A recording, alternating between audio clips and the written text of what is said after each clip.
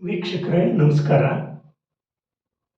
ತುಂಬ ಜನ ಒಂದು ಮಾತನ್ನು ಹೇಳ್ತಾರೆ, ನಾವು ಪರೀಕ್ಷೆಯಲ್ಲಿ ವೇಗವಾಗಿ ಬರೀಬೇಕಾಗತ್ತೆ, ಹಾಗೆ ಮಾಡಿದಾಗ ಅಕ್ಷರಗಳು ಕೆಟ್ಟು ಹೋಗೋದೇನೆ ಅದು ಸುಂದರವಾಗಿರೋಕ್ಕೆ ಸಾಧ್ಯ ಇಲ್ಲ. ನಾವು ಸುಂದರವಾಗಿ ಬರೀತಾ ಕೂತ್ಕೊಂಡ್ರೆ ಪರೀಕ್ಷೆಯಲ್ಲಿ ಟೈಮ್ ಸಾಕಾಗಲ್ಲ. ಅದಕ್ಕೋಸ್ಕರನೇ ವೇಗವಾಗಿ ನಾವು ಬರೀಬೇಕು. ಅಕ್ಷರಗಳು ಅರ್ಥ ಆಗುವ ಹಾಗಿದ್ದರೆ ಸಾಕು, ಸುಂದರವಾಗಿ ಯಾಕಿರಬೇಕು.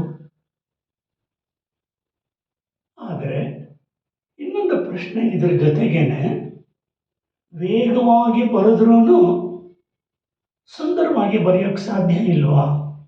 ಸೌಂದರ್ಯವನ್ನು ಉಳಿಸ್ಕೊಂಡು ವೇಗವಾಗಿ ಬರೆಯೋದು, ಆ ಥರ ನೀವು ಕೇಳಿದ್ರೆ ಸಾಧ್ಯ ಇದೆಯಾ ಅಂತ ನಾನು ಹೇಳ್ತೀನಿ, ಸಾಧ್ಯ ಇದೆ.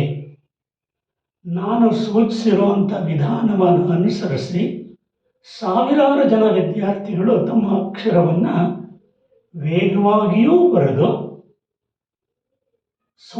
ಸುಂದರವಾಗಿರೋ ಹಾಗೆ ಅವರು ಸಾಧಿಸಿದ್ದಾರೆ. ಅದಕ್ಕೆ ಒಂದೇ ಒಂದು ಸೂತ್ರ ಅಂತ ಹೇಳಿದ್ರೆ, ಈಗ ಕೆಟ್ಟದಾಗಿ ಬರೆಯೋ ಅಂಥದ್ದು ನಾವೇನು ಕಲಿತ್ಬಿಟ್ಟಿರ್ತೀವಲ್ಲ, ವೇಗವಾಗಿ ಬರೆಯುವಾಗ ಕೆಟ್ಟೋಗುತ್ತೆ ಅನ್ನೋದನ್ನು, ಅದನ್ನು ಸ್ವಲ್ಪ ಅನ್ಲರ್ನ್ ಮಾಡಬೇಕು. ಅಂದರೆ ಅದನ್ನು ಬಿಟ್ಬಿಡ್ಬೇಕು, ಮರೆತು ಬಿಡಬೇಕು, ಒಂದು ಅಭ್ಯಾಸ ಮಾಡಬೇಕು. ಈಗ ನಾನು ಹೇಳೋ ಅಂಥ ವಿಧಾನ ಸರಿಯಾಗಿ ಗಮನ ಕೊಟ್ಟು ಕೇಳಿ. ನಾನು ಇದನ್ನೇ ನನ್ನ ಸಾವಿರಾರು ವಿದ್ಯಾರ್ಥಿಗಳಿಗೆ ಸೂಚಿಸಿರೋ ಅಂಥದ್ದು. ನೀವು ಒಂದು 200 ಪುಟದ ಪುಸ್ತಕ ಇಡಿ, ಅದರಲ್ಲಿ ಡೇಟ್ ಹಾಕಿ ಇವತ್ತಿಂದ ನೀವು ಪ್ರಾರಂಭ ಬೇಕಾದರೂ ಮಾಡ್ಬೋದು. ಇದು English hand writing, Kannada hand writing ಎರಡಕ್ಕೂ ಅನ್ವಯಿಸುವಂಥ ನಿಯಮ ಅದು. ಏನು ಮಾಡಬೇಕಾಗಾದ್ರೆ, ನೀವು ಆ ಒಂದು ಪೇಜ್ನಲ್ಲಿ 10 ಸಾಲು ಅಷ್ಟೇ ದಿನ ನಿಧಾನವಾಗಿ ಸ್ವಲ್ಪ ಸುಂದರವಾಗಿರೋ ಹಾಗೆ ಬರೀಬೇಕು. ಕನ್ನಡ ಅಕ್ಷರಗಳನ್ನು ಬರೆಯೋದಕ್ಕಂತೂ ಮುದ್ರಿತ ಅಕ್ಷರಗಳೇ ನಮಗೆ ಮಾದರಿ. ಅದು ನಮ್ಮ ಅಕ್ಷರ, ಒಂದೊಂದು ಅಕ್ಷರನೂ ಕೂಡ ಮುದ್ರಿತ ಅಕ್ಷರದ ಥರ ಇದೆಯಾ ಇಲ್ವಾ ಅಂತ ನೋಡ್ಕೊಳ್ಬೇಕು. ನಿಧಾನಕ್ಕೆ ಸುಂದರವಾಗಿ ಬರೆಯೋದಕ್ಕೆ ಅಂತ ಪ್ರಯತ್ನ ಮಾಡಬೇಕು.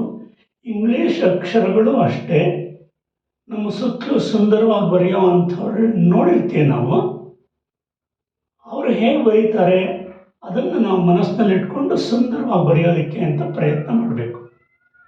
ದಿನ 10 ಸಾಲು ಅಷ್ಟೇ ಬರೆಯೋದು, ಸುಂದರವಾಗಿ ಬರೆಯೋದಕ್ಕೆ ಅಂತ. ಇದಕ್ಕೆ ಎಷ್ಟು ಟೈಮ್ ತಗೊಳ್ಬೋದು?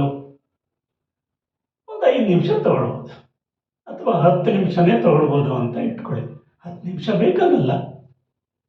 10 ಸಾಲು ಅದನ್ನು ಬರೆಯುವಾಗ ಅದಕ್ಕೆ ಮುಂಚೆ ನೀವು ಬರೆಯೋದಕ್ಕೆ ಪ್ರಾರಂಭ ಮಾಡಿದ ತಕ್ಷಣವೇ ಟೈಮ್ ನೋಡ್ಕೋಬೇಕು. ಅಲ್ಲಿ ಬೇಕಾದರೆ ದಾಖಲು ಮಾಡಿಬಿಡಿ.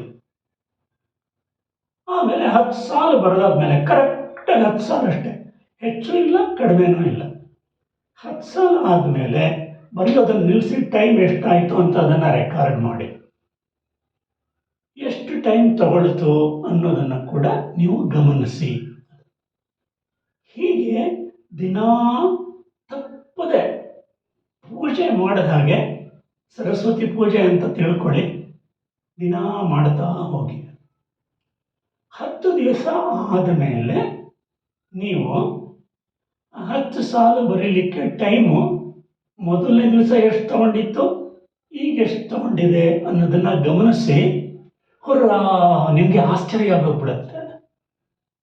ಅದಕ್ಕೆ ಬೇಕಾಗಿರುವಂಥ ಸಮಯ ಕಡಿಮೆ ಆಗ್ತಾ ಬಂದಿರುತ್ತೆ. ಅದು ಅಂದರೆ ಅರ್ಥ ಏನು? ನಿಧಾನವಾಗಿ ಬರೆಯೋದನ್ನು, ಅಂದರೆ ಸುಂದರವಾಗಿ ಬರೀತಾ ಇದ್ರೂ ಕೂಡ ಅದು ಅಷ್ಟೇ ಬರೆಯೋದಕ್ಕೆ ಕ್ರಮೇಣ ಸಮಯ ಕಡಿಮೆ ಆಗುತ್ತೆ, ವೇಗವಾಗಿಯೂ ಬರೀಬಹುದು ಅಂತ. ಹೌದು ಅಲ್ವೋ? ನೀವೇ ಯೋಚನೆ ಮಾಡಿ. ಹೀಗೆ ಮಾಡಿದ ತಕ್ಷಣ ನೀವು ನಿಲ್ಲಿಸಬೇಡಿ. ಹೀಗೆ ಮಾಡಿ ಅಂತ ನಾನು ಯಾಕೆ ಹೇಳಿದೆ ಅಂತ ಹೇಳಿದ್ರೆ, ನಿಮಗೆ ಒಂದು ನಂಬಿಕೆ ಬರಬೇಕು, ಸುಂದರವಾಗಿಯೂ ಮತ್ತು ವೇಗವಾಗಿಯೂ ಬರೆಯೋಕ್ಕೆ ಸಾಧ್ಯ ಅಂತ. ಈ 10 ದಿವಸದಲ್ಲಿ ಅಷ್ಟು ಸುಧಾರಣೆ ಆಗಿದ ಮೇಲೆ ನೀವು ಅದನ್ನು ಮುಂದುವರಿಸಿ. ಉದಾಹರಣೆಗೆ ಮೊದಲನೇ ದಿವಸ ನಿಮಗೆ ಬರೀಲಿಕ್ಕೆ 10 ನಿಮಿಷ ತಗೊಂಡಿತ್ತು ಅಂತ ಇಟ್ಕೊಳ್ಳಿ. 10 ದಿವಸ ಆದಮೇಲೆ ಅದೇ 10 ಸಾಲು ಬರೀಲಿಕ್ಕೆ ನಿಮ್ಗೆ 8 ನಿಮಿಷ ಸಾಕಾಗಿರುತ್ತೆ.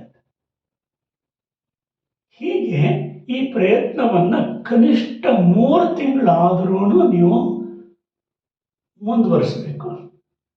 ಆ 3 ತಿಂಗಳಾದರೂ ಮಾಡಿದ್ರೆ ಆಗ ನೀವು ಸುಂದರವಾಗಿಯೂ ಇದ್ದು ವೇಗವನ್ನು ಹೆಚ್ಚಿಸಲಿಕ್ಕೆ ಸಾಧ್ಯ ಅನ್ನೋದು ನಿಮಗೆ ಚೆನ್ನಾಗಿ ಗೊತ್ತಾಗುತ್ತೆ.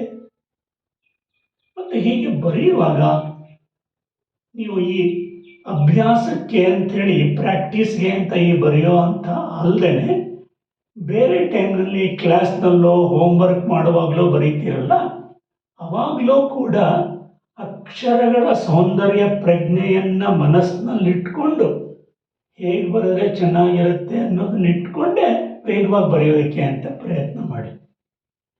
ಅಕ್ಷರ ಕೆಡಿಸೋದು ಬೇಡ, ಸ್ವಲ್ಪ ತಾಳ್ಮೆ ಇರಲಿ. ಹಾಗೆ ಮಾಡಿದ್ರೆ ಖಂಡಿತ ನಾನು ಗ್ಯಾರಂಟಿ ಕೊಡ್ತೀನಿ, ನೀವು ವೇಗವಾಗಿ ಬರೆದ್ರೂ ನಿಮ್ಮ ಅಕ್ಷರಗಳು ಸುಂದರವಾಗಿಯೇ ಇರುತ್ತೆ. ಇದು ಸಾಧ್ಯ ಸಾಧ್ಯ ಸಾಧ್ಯ, ನೆನಪಿಟ್ಕೊಳ್ಳಿ. ನೋಡಿ, ಸೈಕಲನ್ನು ನಾವು ಹೊಸದಾಗಿ ಕಲ್ತಿರ್ತೀವಿ ಅಂತ ಸೈಕಲ್ ಹೊಡೆಯೋದನ್ನು ನಿಮಗೆ ಗೊತ್ತಿದೆ. ನಾವು ನಿಧಾನಕ್ಕೆ ಪ್ರಾರಂಭ ಮಾಡ್ತೀವಿ. ಸೀದಾ ಜೋರಾಗಿ ಹೊಡೆಯೋದಕ್ಕಾಗತ್ತಾ? ಆಗಲ್ಲ ಅಲ್ವಾ? ಹೀಗೆ ನಿಧಾನಕ್ಕೆ ಪ್ರಾರಂಭ ಆಗಬೇಕು, ಕ್ರಮೇಣ ವೇಗವನ್ನು ಹೆಚ್ಚಿಸ್ತಾ ಹೋಗಬೇಕು. ಆಮೇಲೆ ವೇಗವಾಗಿ ಬರೆಯೋದನ್ನು ನಾವು ಅಥವಾ ವೇಗವಾಗಿ ಸೈಕಲ್ ತುಳಿಯೋದನ್ನು ಸಾಧಿಸ್ಬೋದು. ಇದೇ ಸರಿಯಾದ ಮತ್ತು ವೈಜ್ಞಾನಿಕವಾದ ಕ್ರಮ. ಆದರೆ ಈಗಾಗಲೇ ಕೆಟ್ಟದಾಗಿ ಫಾಸ್ಟಾಗಿ ಬರೆಯೋದನ್ನು ನಿಮಗೆ ಅಭ್ಯಾಸ ಆಗೋಗ್ಬಿಟ್ಟಿದ್ರೆ ಆ ಅಭ್ಯಾಸವನ್ನು ನೀವು ಅನ್ಲರ್ನ್ ಅಂದರೆ ಮರೆತು ಬಿಡಬೇಕು, ಬಿಟ್ಬಿಡಬೇಕು, ಹೊಸದಾಗಿ ಪ್ರಾರಂಭ ಆಗಬೇಕು. ಆಮೇಲೆ ಇದು ನಿಂತಿರುವಂಥದ್ದು ನಿಮ್ಮ ಸಂಕಲ್ಪ ಶಕ್ತಿ ಮೇಲೆ. ವೇಗವಾಗಿಯೋ ಮತ್ತು ಸುಂದರವಾಗಿಯೋ ಬರೀಬೇಕು ಅಂತ ಬಯಸೋ ಅಂಥವರು ತುಂಬ ಜನ ನಾನು ನೋಡಿದ್ದೀನಿ. 2 ದಿವಸದಲ್ಲಿ ಅದಾಗೋಗ್ಬಿಡಬೇಕು ಅಂತ ಬಯಸ್ತಾರೆ. ಅದು ಸಾಧ್ಯ ಇಲ್ಲ. ಈಗ ಕೆಟ್ಟದಾಗಿ ಬರೆಯೋದನ್ನು ನೀವು ಇಷ್ಟು ವರ್ಷಗಳ ಕಾಲ ಅಭ್ಯಾಸ ಆಗೋಗ್ಬಿಟ್ಟಿರುತ್ತೆ.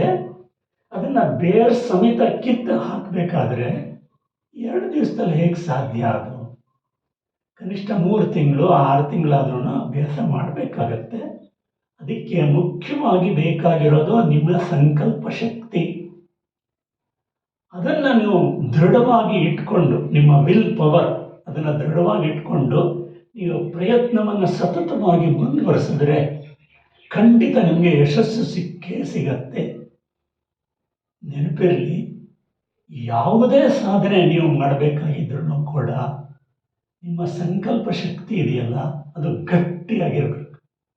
ಅಳುವರ್ಕರು ಇರ್ತಾರಲ್ಲ, ಅವ್ರಿಗೆ ಏನು ಸಾಧನೆ ಮಾಡಲಿಕ್ಕಾಗಲ್ಲ, ನೆನಪಿಟ್ಕೊಳ್ಳಿ.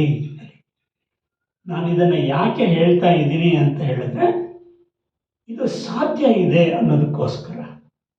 ಮತ್ತು ಇದುವರೆಗೂ ಯಾರು ವಿಜ್ಞಾನಿಗಳು ಒಂದು ಇಂಜೆಕ್ಷನ್ ಕಂಡುಹಿಡಿದಿಲ್ಲ. ಆ ಇಂಜೆಕ್ಷನ್ ಚುಚ್ಕೊಂಡ್ರೆ ಸಾಕು, ವೇಗವಾಗಿಯೂ ಸುಂದರವಾಗಿಯೂ ಬರಿಬೋದು ಅಂತ ಏನಾದರೂ ಕಂಡುಹಿಡಿದಿದ್ದಾರಾ? ಇಲ್ಲ ಅಲ್ವಾ? ಇದಕ್ಕೆ ಬೇರೆ ದಾರಿ ಇಲ್ಲ. ಈ ದಾರಿ ಸ್ವಲ್ಪ ಉದ್ದದ ದಾರಿ, ಆದರೆ ಇದೊಂದೇ ದಾರಿ ಇರೋದು. ಆದರೆ ಇದು ಸಾಧ್ಯ ಇದೆ, ಯಾಕೆಂದರೆ ಅನೇಕ ನನ್ನ ವಿದ್ಯಾರ್ಥಿಗಳನ್ನು ಇದನ್ನು ಸಾಧಿಸಿದ್ದಾರೆ. ಈ ವಿಧಾನ it is A long way, but it is the only way, so it is the shortest way ಅಂತ. ನೀವು ಈ ವಿಷಯನ ನಿಮಗೆ ಗೊತ್ತಿರೋರಿಗೆಲ್ರಿಗೂ ಹೇಳಿ, ಅವರಿಗೆ ಈ ರೀತಿ ಪ್ರಯತ್ನ ಮಾಡಲಿಕ್ಕೆ ಪ್ರೇರಣೆ ಮಾಡ್ತೀರಾ, ನನ್ನ ವಿಡಿಯೋನೂ ತೋರಿಸ್ತೀರಾ. ಇದರಿಂದ ಅನೇಕರ ಕೈ ಬರಹ ಸುಂದರವಾಗಿಯೂ ವೇಗವಾಗಿಯೂ ಬರೆಯೋದಕ್ಕೆ ಸಾಧ್ಯ ಆಗಲಿ ಅಂತ ಆಶಿಸ್ತಾ ನಾನು ಸುಮ್ಮನಾಗ್ತೀನಿ.